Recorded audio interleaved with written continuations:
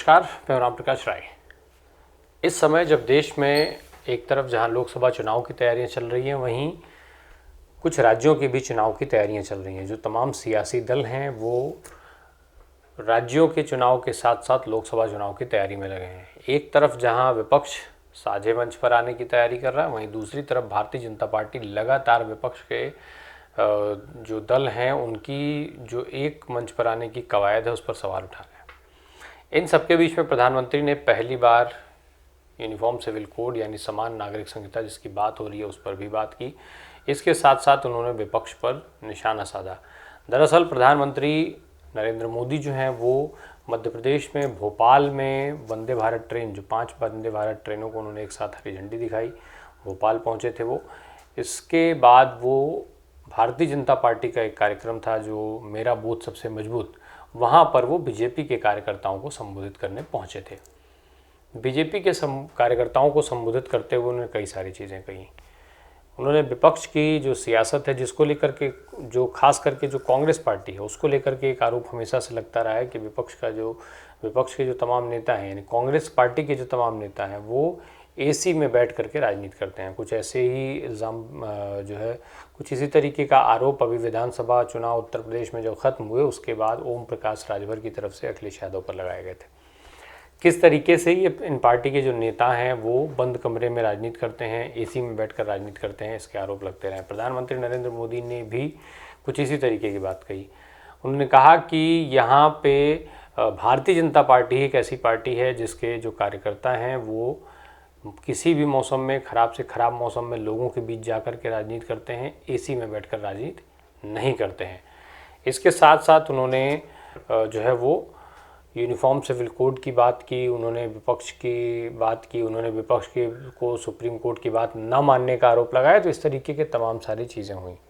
इसके उलट जो विपक्ष है वो प्रधानमंत्री नरेंद्र मोदी को लेकर के सीधे सीधे मणिपुर के मुद्दे पर टारगेट कर रहा है। बार बार विपक्ष के सारे दल जो है, विपक्ष के तमाम जो दल हैं वो प्रधानमंत्री को लेकर के और मणिपुर के मामले में जो आज 56-57 दिन का जो मामला बीत चुका है उसमें जो प्रधानमंत्री की तरफ से कोई बयान नहीं आया, एक सिंगल लाइन नहीं आई, उसको लेकर के वो प्रधानमंत्री के ऊपर सवालिया निशान लगा रहे हैं। प्रधानमंत्री ने आज कहा कि जिस तरीके से परिवार में एक व्यक्ति के लिए नियम अलग हों और दूसरे के लिए नियम अलग हों, ऐसे में घर चल सकता है क्या? तो उसी तरीके से अलग अलग नियमों के हिसाब से देश भी नहीं चल सकता। उन्होंने ये भी उदाहरण दे दिया कि सुप्रीम कोर्ट बार बार कह रहा है कि कॉमन सिविल कोड जो है वो लेकर के आइए, जबकि विपक्षी दल इस मुद्दे पर तमाम लोगों को जो है वो भटकाने का काम कर रहे हैं, भड़काने का काम कर रहे हैं। ये प्रधानमंत्री नरेंद्र मोदी की तरफ से आरोप था।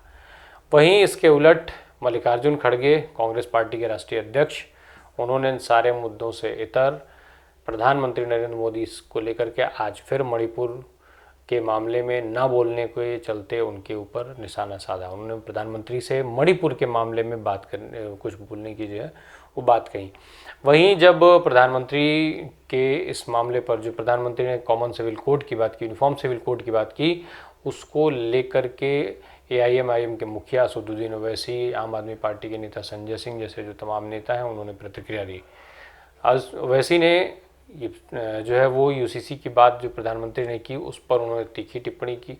उन्होंने ये कह दिया कि क्या प्रधानमंत्री जो हैं वो HUF यानी हिंदू अविभाजित परिवार है उसको ख़त्म करने का काम करेंगे, क्योंकि इसकी वजह से देश में करीब 3064 करोड़ रुपए का नुकसान हर साल देश को उठाना पड़ रहा है। तो इस तरीके का सवाल। वहीं दूसरी तरफ आम आदमी पार्टी के नेता संजय सिंह ने जो सवाल उठाया, उन्होंने साफ पूछा कि प्रधानमंत्री ने देश के सामने कोई ड्राफ्ट नहीं रखा। तमाम जो अलग अलग जातियां हैं, अलग अलग धर्म हैं, पंथ हैं, मजहब हैं, समुदाय हैं, उनको लेकर के किस तरीके से इसमें क्या नियम बनाए जाएंगे, इस पर कोई भी स्पष्टता अभी तक नहीं है। यानी किसी तरीके का पक्का जो है वो ड्राफ्ट इसका तैयार नहीं हुआ है और ड्राफ्ट लोगों के बीच में नहीं आया है। तो इस तरीके से एक दूसरे के ऊपर आरोप प्रत्यारोप लगे। इन सब के बीच में एक तरफ जहां भारतीय जनता पार्टी का जो इस समय जो लगातार एक अभियान का फोकस बनाए हुए कि मुसलमानों को अपने साथ जोड़ने का, उसके क्रम में भारतीय जनता पार्टी जिसको लेकर के कई सारी योजनाएं चला रही हैं। उसमें प्रधानमंत्री ने आज कहा कि पसमानदा मुसलमानों को देश में परेशान करने का काम किया गया, उनको पीछे ढकेलने का काम अब तक की सरकारों ने किया और भारतीय जनता पार्टी की जो सरकार है वो उनको आगे बढ़ाने का काम कर रही है। साथ ही साथ 3 तलाक की बात करते हुए उन्होंने कह दिया कि अगर 3 तलाक का कानून इतना ही ज़रूरी था इस्लाम में, तो फिर जो तमाम इस्लाम बाहुल, जो तमाम मुस्लिम बाहुल देश हैं, उन देशों में ये कानून लागू क्यों नहीं है। इसके लिए बाकायदा उन्होंने जो है वो पाकिस्तान से लेकर के बांग्लादेश, जॉर्डन जैसे देशों की गिनती करवा दी कि ये वो देश हैं जहाँ पर इस तरीके की चीज़ें नहीं हैं। वहीं मिस्र का हवाला देते उन्होंने कहा कि मिस्र में 80-90% आबादी वहाँ पर जो है वो मुस्लिमों की बात करते हुए उन्होंने कहा कि मिस्र ने भी 80-90 साल पहले इस तरीके की, इस कानून को 80 साल पहले करीब ख़त्म कर दिया था। तो यानी 3 तलाक का जो कानून है वो केवल और केवल महिलाओं के ऊपर अधिकार जमाए रखने के लिए, महिलाओं का शोषण करने के उद्देश्य से ही 3 तलाक कानून ख़त्म करने का विरोध किया जा रहा है विपक्षी दलों के द्वारा। तो ये जो तमाम आरोप हैं चुनावी समय पर, ऐसे में ये ज़रूरी हो जाता है कि किस तरीके से प्रधानमंत्री ने ये जो चीज़ें कहीं उसके विरोध में जो पार्टियां हैं, राजनीतिक दल, जो दूसरे सियासी दल हैं, वो कैसे उतरते हैं। तो इसी क्रम में मल्लिकार्जुन खड़गे लगातार सीधे सीधे टारगेट वो मणिपुर की हिंसा पर उनको ना बोलने के लेकर के किए हुए थे। क्योंकि कांग्रेस का एक नया पैटर्न ये सामने आया है कि वो लगातार प्रधानमंत्री से एक मुद्दे पर ही सवाल उठाते हैं।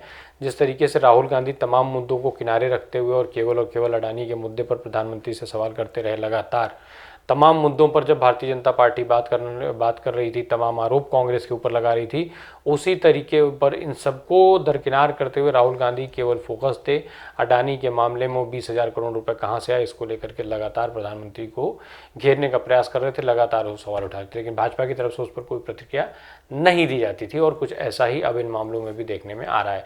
मणिपुर के मामले में फिलहाल प्रधानमंत्री कुछ भी बोलने को तैयार नहीं है, एक भी शब्द उन्होंने अब तक नहीं बोला है। उनकी तरफ से ना तो कोई ट्वीट आया है और ना ही अभी तक कोई बयान देखने में आया है। वहीं प्रधानमंत्री ने जो है वो एक तो राजनीतिक तमाम कारणों को गिनवाते साथ साथ उन्होंने कहा कि आज की तारीख में आजकल एक गारंटी शब्द बहुत सुनने में आ रहा है जो तमाम सियासी दल दे रहे हैं। तो उन्होंने साथ में ये भी कह दिया कि इन दलों की जो गारंटी है वो चोरी की गारंटी है, घोटालों की गारंटी है। जो तमाम कांग्रेस सहित जो तमाम दूसरे दल जो एक मंच पर आए हैं, जिनको अमित शाह ने फोटो सेशन की बात कही थी, प्रधानमंत्री भी उस तरीके की बात कह रहे हैं, तो वो अब ये जो सारे दल हैं इन सबको मिला दिया जाए तो घोटालों की एक बड़ी संख्या है, बड़े नंबर का घोटाला है। तो इनको साथ ही उन्होंने गारंटी का जिक्र करते हुए भी कह दिया कि एक गारंटी वो भी देते हैं, उनकी गारंटी ये है कि जो भी घोटालेबाज हैं, जो भी लुटेरे हैं, उनके ऊपर कार्रवाई की जाएगी। उनके कार्रवाई की गारंटी उन्होंने दी, जिसको बाद में भाजपा की मीडिया सेल ने प्रचारित करना शुरू कर दिया है। तो ये सारे आरोप प्रत्यारोप सियासत के इस चुनावी मौसम में लग रहे हैं, एक दूसरे को घेरने के लिए तमाम तरीके की कोशिशें की जा रही हैं। अब देखना तो ये रहता है कि आखिर ये कौन किसको कितना घेर पाता है, ये ज़्यादा अहम हो जाता है और इसकी अहमियत समझ में आती है जब वोट पड़ते हैं और वोटों की गिनती होती है। देखना ये होगा कि जो तमाम मुद्दे हैं, जिन मुद्दों को लेकर के कांग्रेस आगे बढ़ रही है और जिन मुद्दों को लेकर के भारतीय जनता पार्टी आगे बढ़ रही है, उसमें कौन ज़्यादा असरदायक साबित होता है। इस पूरे प्रधानमंत्री के भाषण में बेहद एक खास चीज़ ये भी रही कि उन्होंने महंगाई का जिक्र किया। प्रधानमंत्री ने अपने भाषण में महंगाई का जिक्र करते हुए कहा कि जिस समय भारत दुनिया के ऐसे देशों में शामिल है जहां पर कोरोना महामारी के बावजूद भी, युद्ध के बावजूद भी महंगाई जो है वो बेकाबू नहीं होने दी गई।